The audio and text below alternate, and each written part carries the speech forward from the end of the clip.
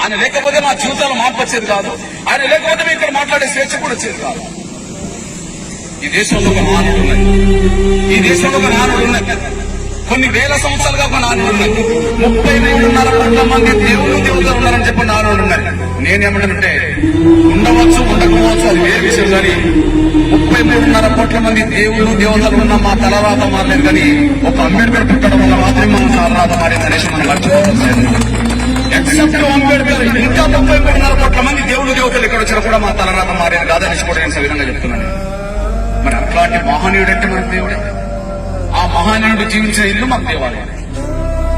అట్లాంటి మహనీయుడు అంటే మనకు దేవుడే. అట్లాంటి మహనీయుడు జీవించిన ఇల్లు మనకు దేవాలయం. మరి దేవాలయమేనే మన దేవాలయం మీద దాడి చేస్తే, మన దేవుడి మీదే దాడి చేస్తే, ఆ దాడికి నిరసనగా మనవంత ప్రయత్నంగా నిరసన వ్యక్తం చేయగలిగితే అంబేద్కర్కి ఏం రుణపడి ఉన్నట్టు, అంబేద్కర్కి ఏం అనుకుంటుందని చెప్పినట్టు